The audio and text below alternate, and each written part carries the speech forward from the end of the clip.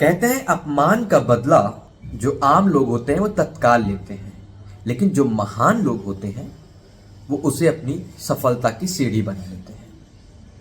ये उदाहरण सटीक बैठता है रतन टाटा जी के ऊपर। वही रतन टाटा जो देश में, जिनका अभी निधन हुआ हाल ही में, और देश भर के लोग उन्हें श्रद्धांजलि अर्पित कर रहे हैं, अश्रुपूर्ण श्रद्धांजलि अर्पित कर रहे हैं। देश पूरा गम में है। वो इस दुख से उभर नहीं पा रहा है कि रतन टाटा जी जैसी हस्ती को हाल ही में उन्होंने खो दिया। ये एग्जाम्पल मैं इसलिए उनके लिए दे रहा हूं क्योंकि 1998 में टाटा मतलब रतन टाटा जी के नेतृत्व में टाटा मोटर्स ने एक कार लॉन्च की जिसका नाम था इंडिका।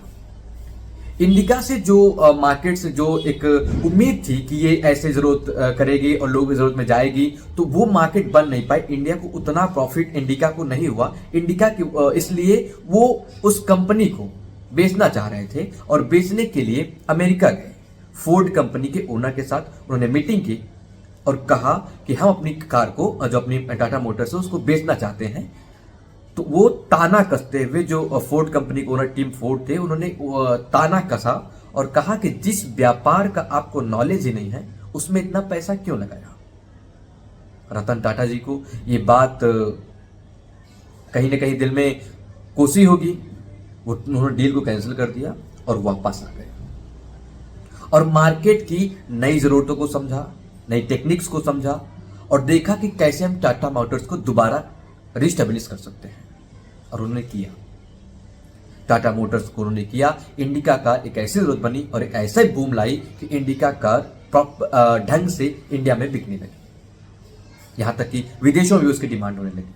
लेकिन उधर जो फोर्ड कंपनी है वो लॉस में जाने लगी। ये फोर्ड कंपनी वही कंपनी है जो जगुआर और लैंड रोवर जैसी कार को बनाती है, LJR। वो लॉस में जाने लगी। उसको लॉस में देख करके रतन टाटा जी ने खुद प्रस्ताव रखा उनकी कंपनी को खरीदने का।